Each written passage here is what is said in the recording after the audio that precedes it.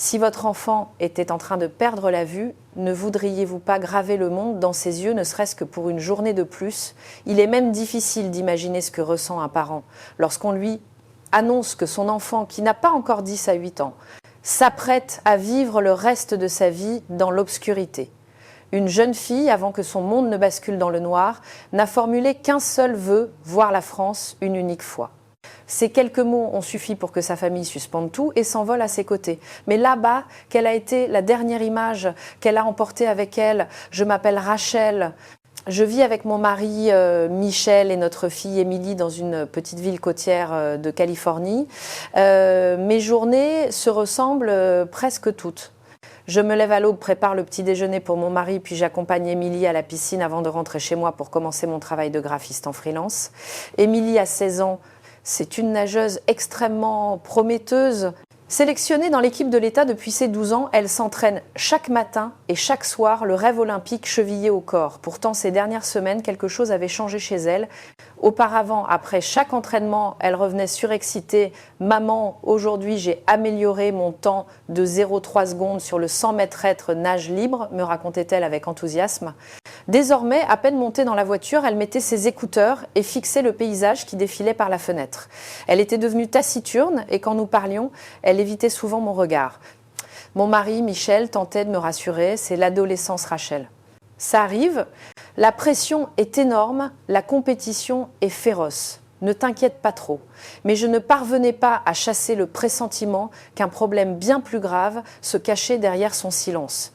Un matin, alors qu'Émilie enfilait son maillot de bain, j'ai remarqué une large ecchymose violacée sur son bras. S'apercevant que je l'avais vue, elle a tenté de la dissimuler rapidement sous sa veste de survêtement. « Émilie, qu'est-ce que c'est que ce bleu sur ton bras ?» Gênée, elle a répondu « Oh ça !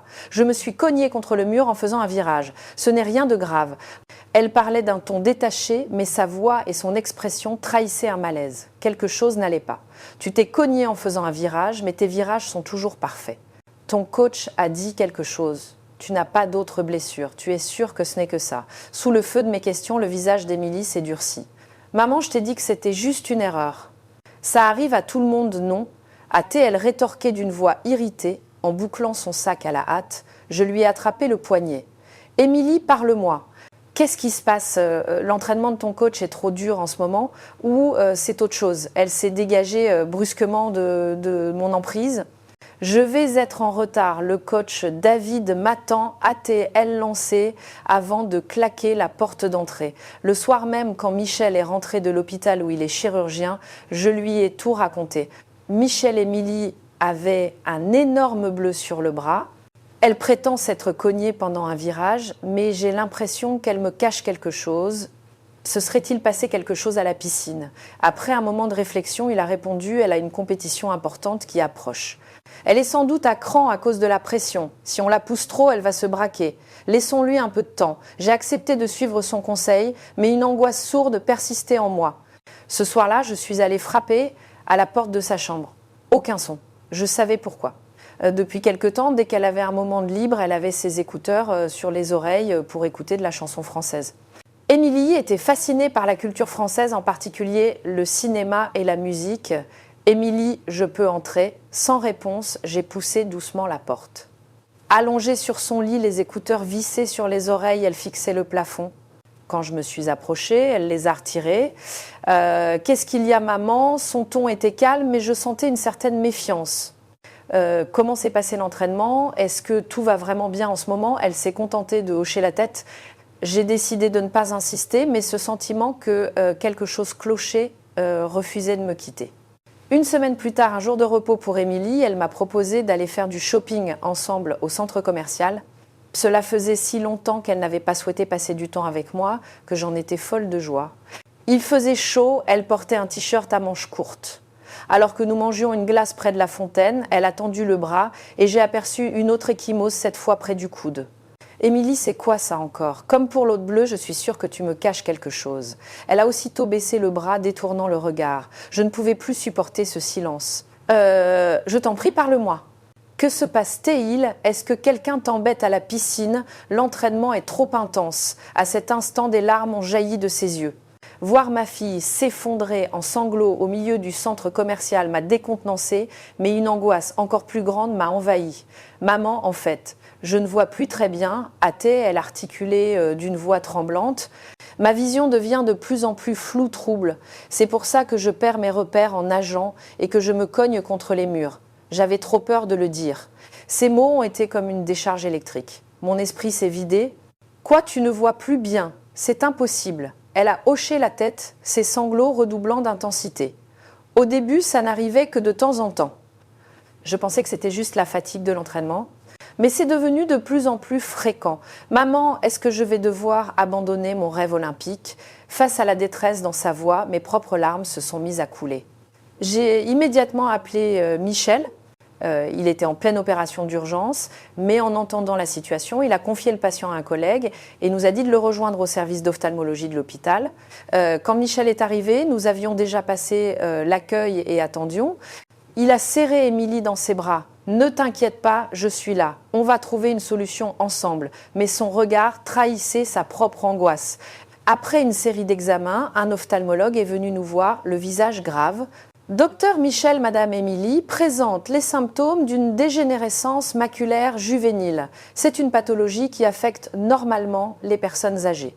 Les cas aussi jeunes qu'Émilie sont extrêmement rares et la progression est très rapide. » Existe-t-il un traitement? Peut-elle guérir? Ai-je demandé d'une voix étranglée. Le médecin a lentement secoué la tête. À l'heure actuelle, nous pouvons tenter de ralentir la progression, mais sa vision de l'œil droit est déjà considérablement atteinte.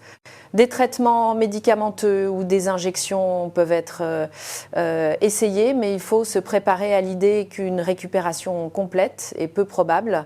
Émilie, la tête basse, serrait son mouchoir sans dire un mot. En sortant du cabinet, elle a murmuré « Je ne pourrai plus jamais nager, n'est-ce pas ?»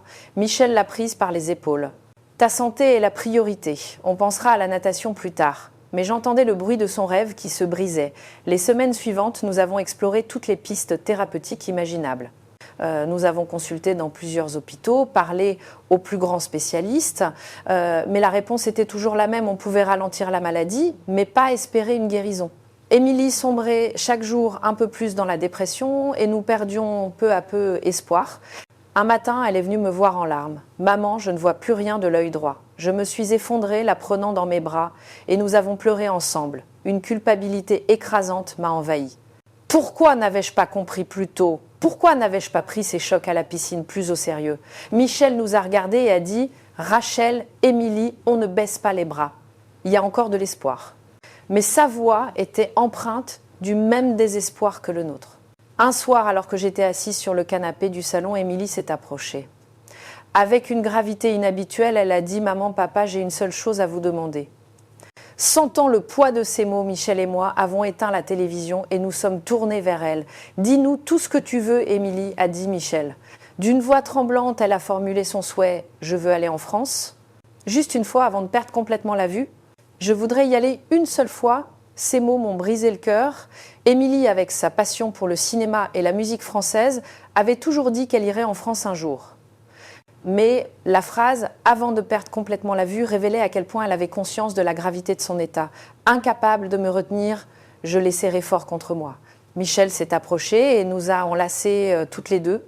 Bien sûr, Émilie, on va aller en France. Je te promets qu'on t'y emmènera. Hâté, il dit, la voix brisée par l'émotion. Le soir même, Michel a demandé un congé à durée indéterminée à l'hôpital et j'ai reporté tous mes projets en freelance. Dès le lendemain matin, nous avons réservé les billets d'avion pour Paris.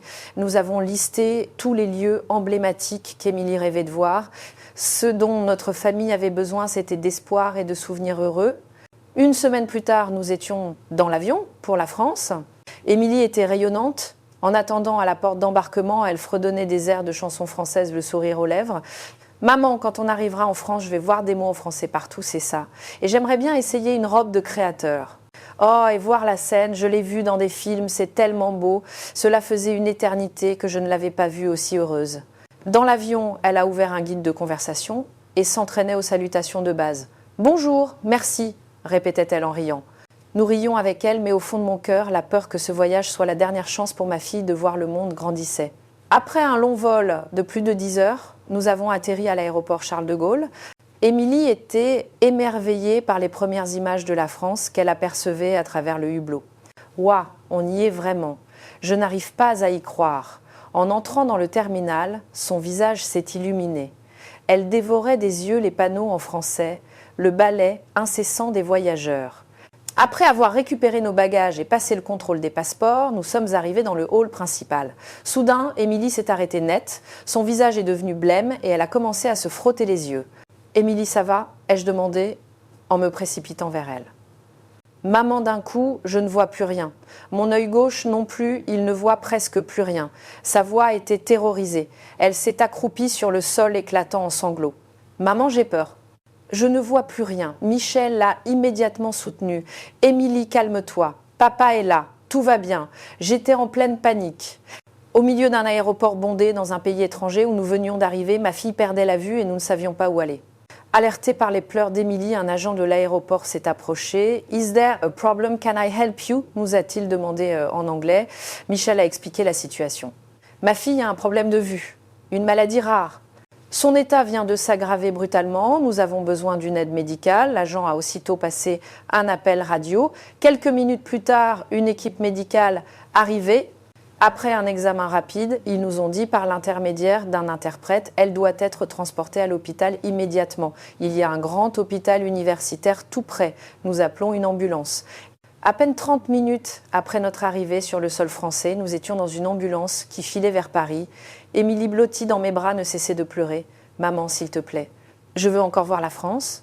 Je veux voir la Seine et Montmartre. S'il te plaît. » Je ne pouvais retenir mes larmes en l'entendant.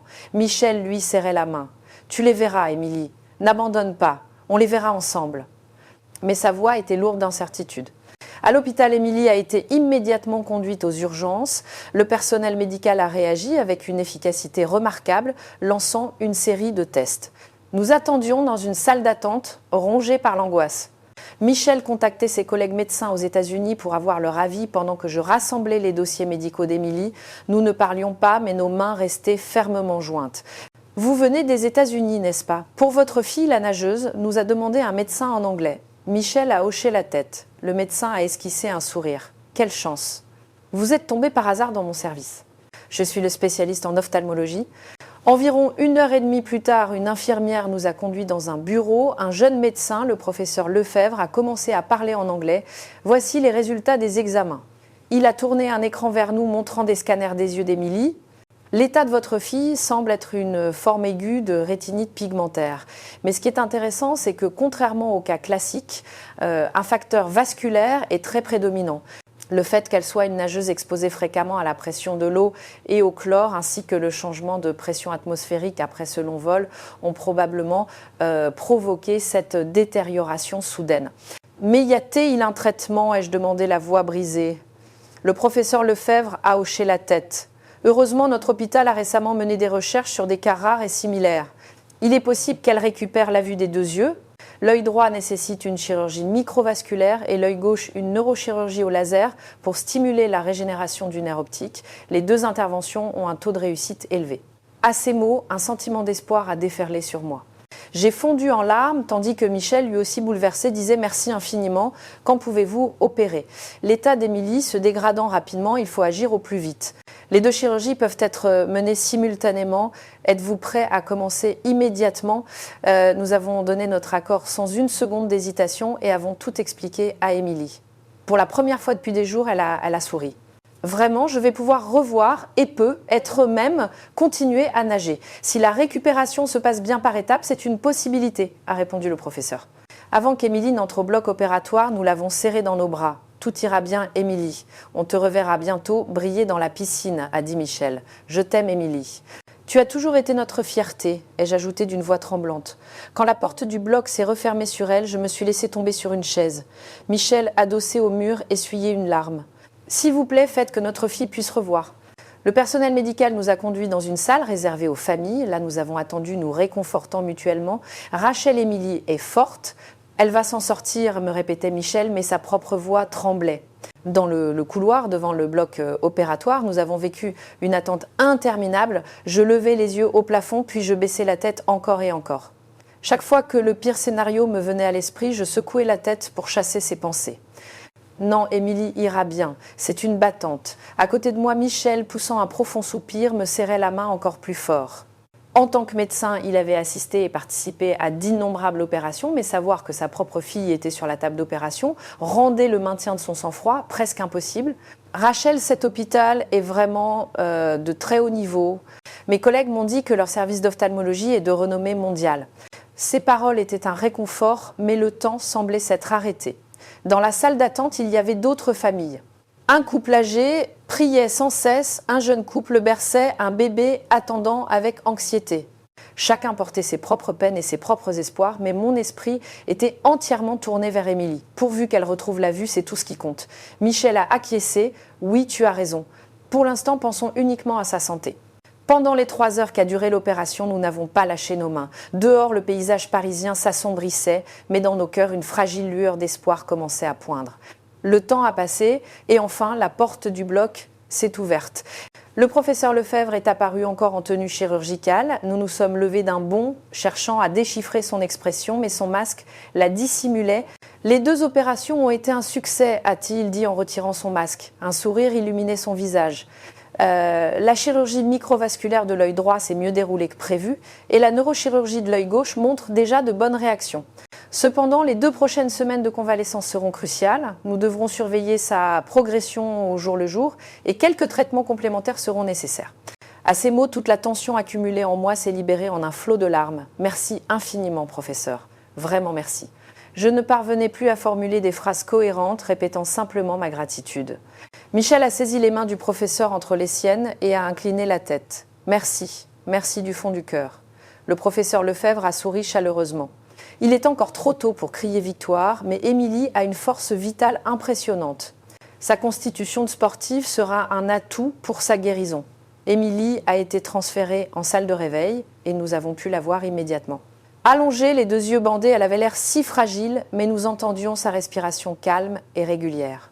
Je lui ai pris la main et suis restée à la regarder pendant un long moment. Tout ce voyage jusqu'en France, la crise soudaine à l'aéroport et cette rencontre miraculeuse avec le professeur Lefebvre. Tout semblait irréel. Michel a posé une main sur mon épaule et a dit doucement « Rachel, ça va aller maintenant. Émilie va revoir. Peut-être même qu'elle pourra nager à nouveau. » J'ai hoché la tête en lui serrant la main. Pour la première fois, je ressentais un véritable espoir. En regardant le visage de ma fille, j'ai cru voir un sourire se dessiner sur ses lèvres. Peut-être faisait-elle un beau rêve. Vers 11h du soir, Émilie a commencé à sortir de l'anesthésie. Entendant un faible murmure, je me suis aussitôt approchée du lit. « Je suis là, Émilie. Maman est juste à côté de toi », lui ai-je dit en lui serrant la main. Elle a tenté d'ouvrir les yeux, mais les bandages l'en empêchaient et elle a juste grimacé.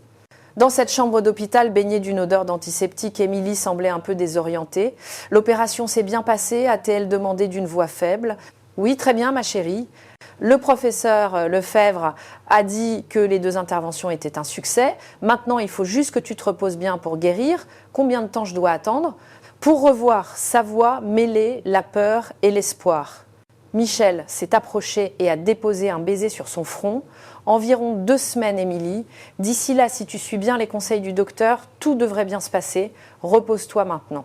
Elle a hoché la tête et a semblé se rendormir. Michel et moi, nous sommes assis côte à côte sur le petit canapé de la chambre veillant sur elle. Notre vie en Californie, les entraînements de natation d'Émilie, notre quotidien si ordinaire, nous réalisions à quel point tout cela était précieux. Le professeur Lefebvre passera tôt demain matin, a murmuré Michel. Il va desserrer un peu les bandages pour vérifier les premières réactions. J'ai acquiescé. Espérons que les nouvelles seront bonnes. Alors que la nuit avançait, nous nous sommes relayés au chevet d'Émilie. Dans cette chambre d'hôpital d'un pays étranger, notre famille était plus soudée que jamais. Soudain, Émilie s'est mise à pleurer silencieusement. Est-ce que je vais vraiment revoir ? Et si ma vue ne revenait pas ? Et si je ne pouvais plus jamais nager ? Sa voix tremblante me déchirait le cœur. « Émilie, tout va bien. Maman est là, papa est là. Nous sommes tous là pour toi, alors ne t'inquiète pas trop. Tu vas guérir, j'en suis sûre. Ce n'est pas bon pour toi de pleurer maintenant. Sois forte. » Je l'ai embrassée sur le front. Michel s'est approché et lui a serré la main. « Émilie, papa fera tout ce qu'il faut pour toi. On va se battre ensemble pour que tu retournes à la piscine. Alors ne pleure pas et sois courageuse, ma championne. » Émilie a pincé les lèvres et a hoché la tête. La première semaine après l'opération a été incroyablement longue. Émilie restait la plupart du temps alitée et nous nous relayions à son chevet. Chaque fois qu'elle se réveillait, Michel lui racontait d'une voix enjouée les dernières nouvelles de l'équipe de natation américaine ou lui parlait des Jeux Olympiques pour tenter de lui changer les idées. Mais la nuit, je le voyais sortir dans le couloir pour essuyer ses larmes en solitaire. En tant que médecin, il savait mieux que quiconque à quel point l'état d'Émilie était précaire. Voir mon mari ainsi me brisait le cœur, mais je ne savais pas quel mot trouver pour le consoler. Le professeur Lefebvre passait nous voir chaque matin. L'œdème se résorbe plus vite que prévu. La réaction du nerf optique est positive. Pour l'instant, les signes sont encourageants, disait-il. Ces mots nous apaisaient un instant, mais l'anxiété revenait toujours. Chaque jour était comme une montagne russe oscillant entre espoir et désespoir. Souvent assise près d'Émilie, je lui essuyais doucement le front et lui demandais « Ça ne te fait pas trop mal, tu as besoin de quelque chose ?» Elle répondait avec un léger sourire « Non, le mieux c'est de vous avoir maman et papa à mes côtés. » Ces mots nous redonnaient du courage. Et enfin, le 7e jour après l'opération est arrivé, le jour où le professeur Lefebvre allait retirer les bandages d'Émilie. Mon cœur battait à tout rompre. Michel et moi, nous tenions la main crispée. Émilie, elle aussi, était tendue, se mordillant la lèvre. « Mademoiselle Émilie, vous allez essayer d'ouvrir les yeux tout doucement. Au début, la lumière risque de vous éblouir, alors n'insistez pas. Dites-moi simplement si vous percevez la lumière, a dit le professeur d'une voix calme. Émilie a ouvert les yeux avec une infinie précaution. Elle a cligné plusieurs fois, puis soudain, des larmes ont rempli ses yeux et elle s'est écriée « Maman, papa, je vois vraiment. C'est encore plus net qu'avant. À cet instant, toutes les émotions que j'avais contenues ont explosé. J'ai pris ma fille dans mes bras et je me suis effondrée en larmes. Michel a poussé un cri de joie et l'a enlacée à son tour. « Tu l'as fait, Émilie, c'est bien notre championne. » Émilie pleurait et riait en même temps. « Le monde est si clair. C'est si net devant moi. » Le professeur Lefebvre a hoché la tête, l'air satisfait. La récupération est plus rapide que je ne le pensais. La réaction de l'œil droit opéré au niveau microvasculaire est particulièrement bonne. Les jours suivants, la vue d'Émilie s'est améliorée de façon spectaculaire. La veille de sa sortie, le professeur nous a expliqué en détail le suivi post-opératoire. Pour que la vue d'Émilie se maintienne, des contrôles réguliers et un traitement spécifique seront nécessaires. Si possible, je vous recommande de venir en France tous les 6 mois pour un suivi dans notre hôpital. De plus, il faudra attendre au moins 3 mois avant de reprendre la natation. Émilie rayonnante m'a dit « Maman, ça veut dire qu'on pourra venir souvent en France, maintenant. La prochaine fois, je veux vraiment voir la scène et essayer une robe de haute couture. » Michel l'a serré contre lui et lui a promis « Bien sûr que oui. On viendra en France quand tu le voudras. » Cet endroit a désormais une signification toute particulière pour nous. À ce moment, j'ai compris que ce voyage n'avait pas été une simple tragédie, mais le début d'un miracle. L'espoir brillait à nouveau dans le regard d'Émilie. Ce soir-là, après qu'Émilie se fût endormie, Michel et moi étions assis sur un banc dans le jardin de l'hôpital. Les étoiles scintillaient entre les lumières vives de Paris. Michel, qui aurait pu imaginer qu'on se retrouverait ici en France, c'est comme si le souhait d'Émilie de venir ici était une sorte de destin, lui ai-je dit. Mon mari m'a serré la main et a acquiescé. Oui, Rachel. Après avoir consulté tant d'hôpitaux aux États-Unis sans trouver d'espoir, c'est dans le pays qu'Émilie aimait, tant que nous avons trouvé un miracle. C'est comme si elle l'avait su intuitivement. Sa voix était remplie de gratitude et d'émerveillement, et elle va pouvoir rêver à nouveau, ai-je ajouté pleine d'espoir. Le professeur Lefebvre a dit qu'elle pourrait reprendre un entraînement léger dans 3 mois. Michel a souri. Avec sa volonté de faire, elle récupérera peu, être même plus vite. Cette fille n'a jamais fini de nous surprendre. Alors que la vue d'Émilie s'améliorait de jour en jour, notre famille a retrouvé un vrai sourire pour la première fois depuis longtemps. Le professeur Lefebvre nous a conseillé de rester encore au moins 3 semaines en France pour un suivi régulier afin d'assurer une guérison complète. Nous avons décidé de profiter de cette occasion pour faire découvrir à Émilie tous les lieux qu'elle avait tant rêvé de voir. « Maman, je vois si clairement maintenant. Je ne me souvenais pas que les couleurs étaient aussi vives, a-t-elle dit joyeusement en marchant dans le couloir de l'hôpital. J'étais submergée par l'émotion. » Michel, voyant son visage radieux, a ajouté « Ça fait du bien de revoir enfin le sourire de notre Émilie. Pour notre première sortie, nous avons choisi une promenade le long de la Seine. » Émilie, qui n'avait vu le fleuve que dans des films ou des vidéos, était folle de joie. « Maman, papa, si on louait des vélos pour longer la Seine, je ne peux pas encore pédaler moi-même, alors je monterai derrière papa. » Ses yeux pétillaient d'excitation. Le professeur avait interdit les efforts intenses, mais Michel a jugé que cela ne poserait pas de problème et a loué un tandem. Il s'est installé à l'avant et Émilie à l'arrière. Je marchais tranquillement à leur côté, les observant. « Alors Émilie, l'air est agréable, n'est-ce pas ?» a demandé Michel en pédalant. « Oui, c'est génial, papa, le paysage est magnifique », répondit-elle en riant, les yeux fixés sur les eaux bleues de la Seine. Après avoir longé les quais pendant un moment, nous nous sommes assis sur un banc pour nous reposer. Dans la brise fraîche du fleuve, nous savourions ce moment de quiétude comme un nouveau départ. « Maman, les gens ici ont l'air si heureux », a remarqué Émilie en regardant autour d'elle. Y a des gens qui courent, des familles à vélo, des couples qui pique-niquent, tout le monde a l'air si détendu. C'est vrai, c'est très paisible, a dit Michel, admiratif. C'est un charme différent de nos plages de Californie. Soudain, Émilie a demandé d'un air sérieux « Maman, papa, si j'avais perdu la vue, j'aurais vraiment dû abandonner la natation ?» Sa question nous a laissé un instant sans voix. Michel a répondu le premier. « Ça aurait été difficile, c'est sûr. Mais tu n'aurais peut-être pas eu à abandonner. Il y a de nombreux nageurs malvoyants qui accomplissent des exploits comme les athlètes paralympiques, mais tu n'as plus à t'inquiéter de ça maintenant. Tes yeux sont en train de guérir. » J'ai pris la main d'Émilie. Elle a hoché la tête et a ajouté « Je sais ». Mais cette épreuve m'a fait réaliser quelque chose. À quel point les choses que nous tenons pour acquises, comme la vue, sont précieuses. Et je crois que je comprends un peu mieux ce que ressentent les personnes qui vivent avec d'autres difficultés. Michel et moi avons échangé un regard surpris. Notre fille avait grandi à travers cette terrible épreuve. Le lendemain, nous sommes allés découvrir la culture française traditionnelle. Émilie, tu as toujours dit que tu voulais essayer une de ces magnifiques robes que tu vois dans les films. Allons dans une boutique de créateurs, lui ai-je proposé. Ses yeux se sont illuminés. Vraiment, bien sûr que je veux, s'est-elle exclamée. Nous sommes entrés dans une boutique près de la place des Vosges. Émilie a choisi une robe bleue, ciel, brodée de délicates fleurs roses pâles. Lorsqu'elle est sortie de la cabine d'essayage, nous avons eu le souffle coupé. Avec un élégant chignon, elle semblait tout droit sortie d'un film. « Émilie, tu es magnifique. On dirait une princesse parisienne, lui ai-je dit émue. Michel, son appareil photo en main, la mitraillait.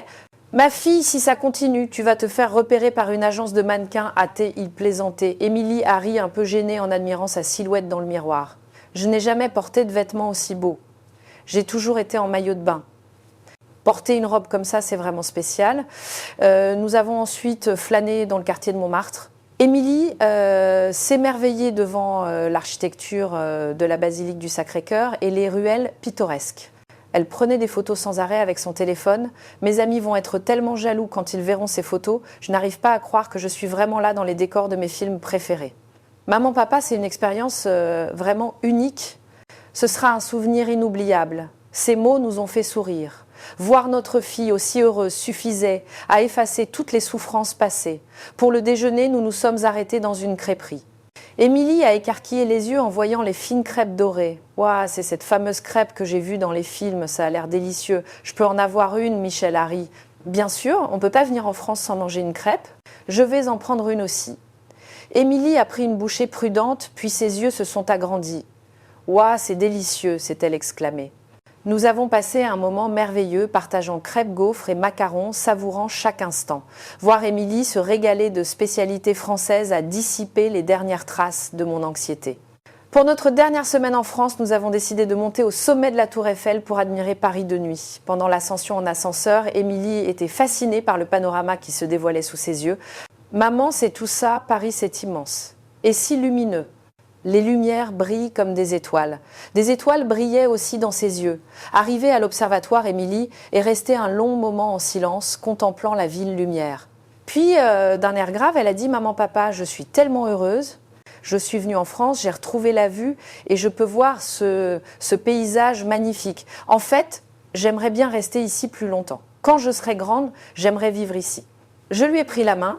Émilie, quoi que tu veuilles faire, ta mère te soutiendra toujours. Ton bonheur est ce qu'il y a de plus important. Michel l'a prise par les épaules. C'est vrai. Si c'est ce que notre fille veut, nous pourrons toujours venir en France. Tu pourras venir y faire tes études et t'entraîner ici. Le professeur Lefebvre continuera de veiller sur toi. Les yeux d'Émilie se sont illuminés.